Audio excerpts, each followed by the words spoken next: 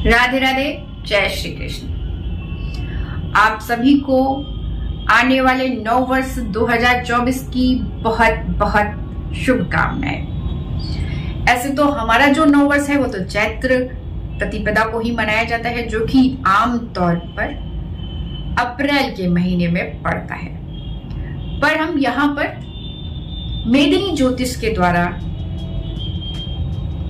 किस प्रकार से मार्गदर्शन पा सकते हैं, उसके लिए मकर संक्रांति का चार्ट महत्वपूर्ण होता है। मकर संक्रांति यानी कि जब सूर्य मकर राशि में प्रवेश करता है और यहाँ से सूर्य उत्तरायण होता है।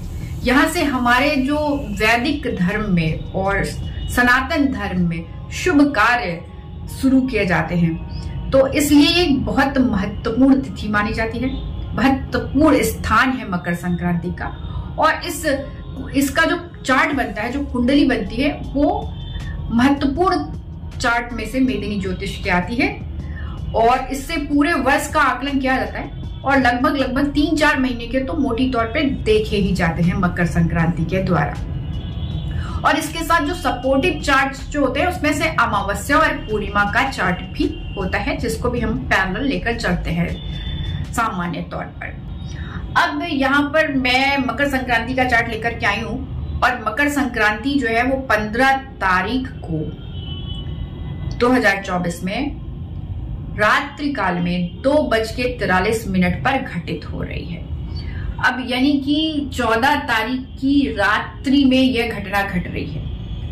तो हिंदू ज्योतिष के अनुसार रविवार का ही दिन रहेगा, परंतु जो तारीख हम लोग मानते हैं या जो ऑफिशियली मानी जाती है उसके अनुसार सोमवार के दिन ये घटना घट रही है और ये पूरे दिन सोमवार को रहने वाली है मकर संक्रांति।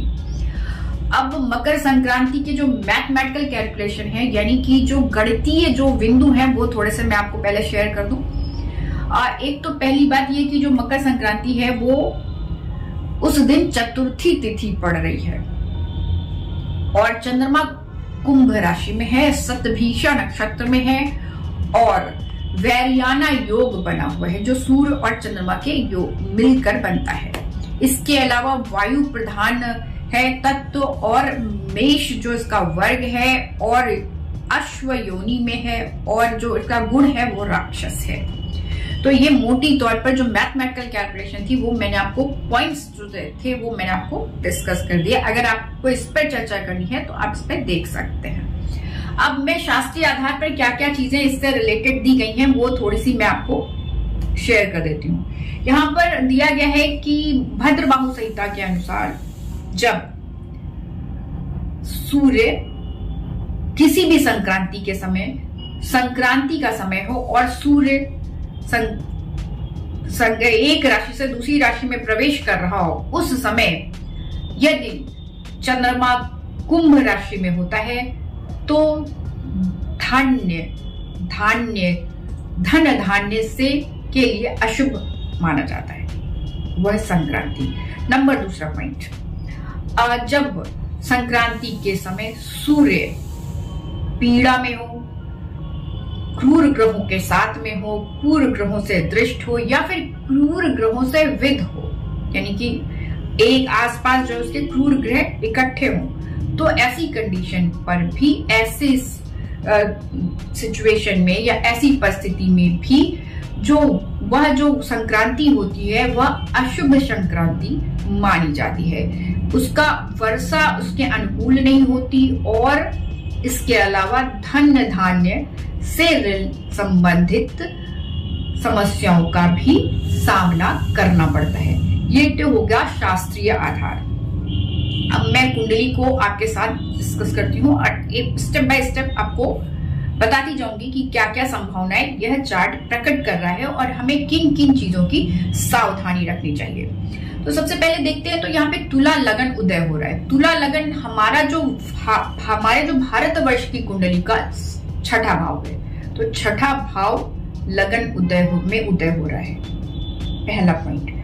और जो लग्नेश है, जो शुक्र बनता है, जो कि अष्टमेश भी है, वृश्चिक राशि में यानी कि द्वितीय भाव में जा रहा है और ज्येष्ठा नक्षत्र में है। ज्येष्ठा नक्षत्र अच्छे नक्षत्रों में से नहीं गिना जाता है, बुध का नक्षत्र है और उसमें जा रहा है या है वहां पर उपस्थित है।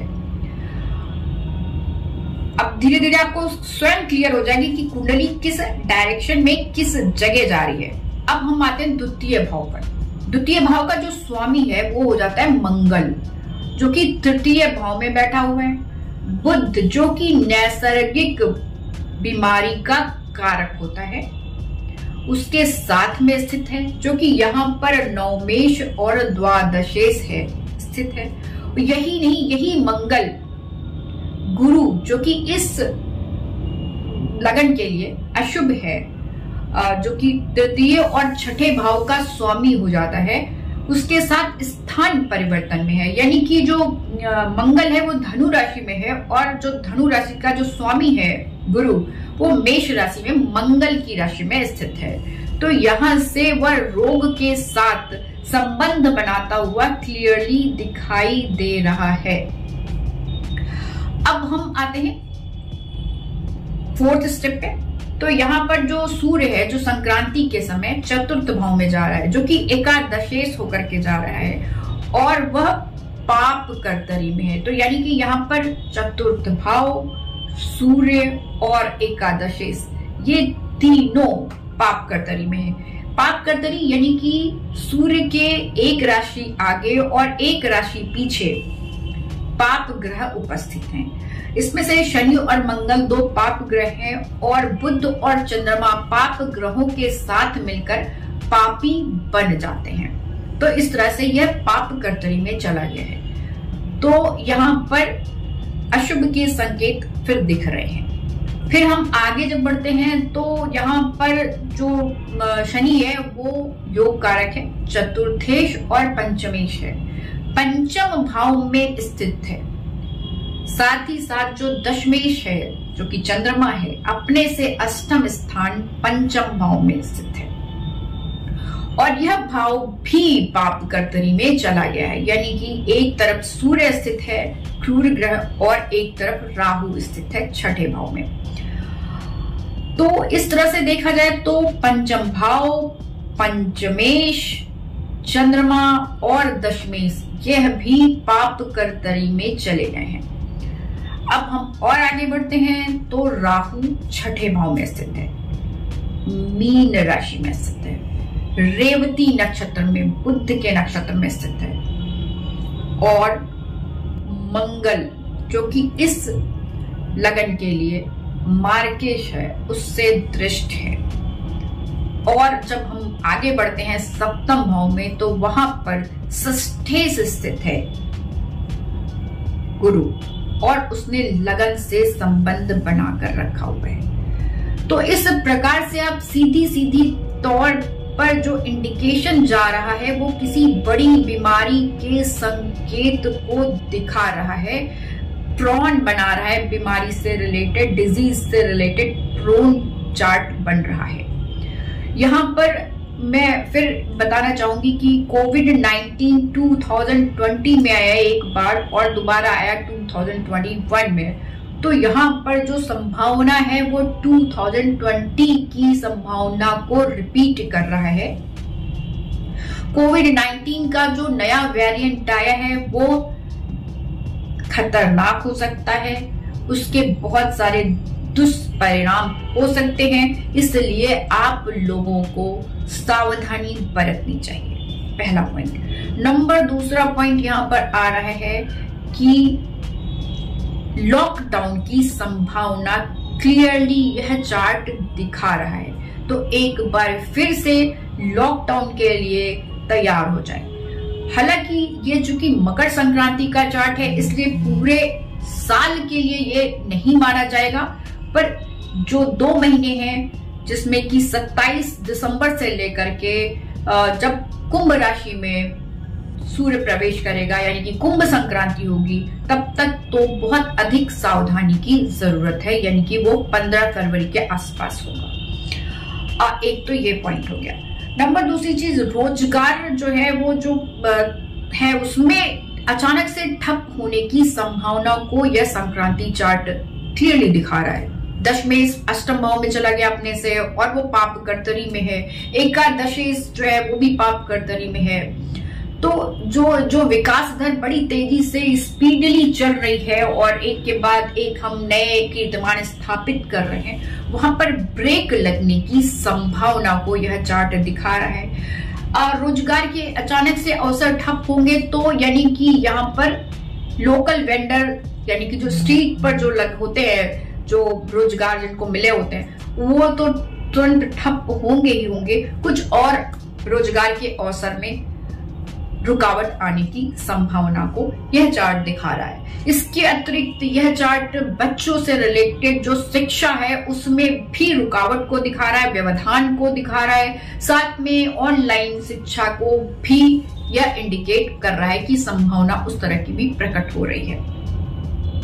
अब इसके अलावा जो हमारा जो स्टॉक मार्केट है, जिसमें बहुत ज्यादा बूम है, इस समय बहुत तेजी से स्पीडली बढ़ रही है, वहां पर भी रुकावट की या बहुत अधिक उठापटक की संभावना को यह चार्ट एकदम क्लियरली दिखा रहा है। तो ये सारी संभावनाएं लगातार प्रकट हो रही हैं। इसके अतिरिक्त एक और बड़ी चीज है कि जो हम विपक्ष को जब देखते हैं तो चतुर्थ भाव से देखते हैं और वहां पर पाप करते रहिए, तो किसी बड़े नेता के जेल जाने की संभावना को भी यह चार्ट बहुत क्लियरली दिखाता है। छठे भाव पर इतनी ज्यादा क्रूर प्रभाव किसी बड़ी आतंकी साजिश को भी दिखा रहे हैं। तो आपको इन सभी चीजों पर सावधान रखना है और सबसे ज्यादा सावधानी आपको बीमारी से ही रखनी होगी।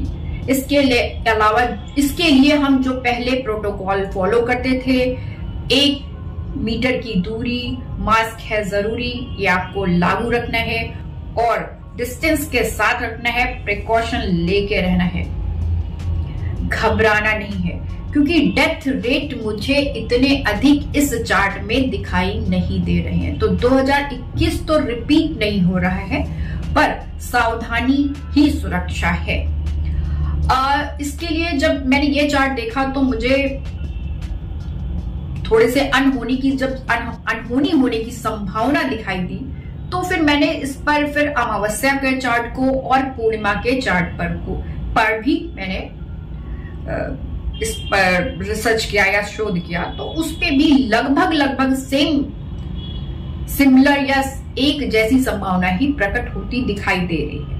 तो यानी कि 27 दिसंबर के बाद से लेकर के आपको 15 फरवरी या पूरी फरवरी तक का जो पीरियड है उस पे बीमारी से सावधान रहना है, दूरी रखनी है और फोन से ही एक दूसरे की खबर लीजिए।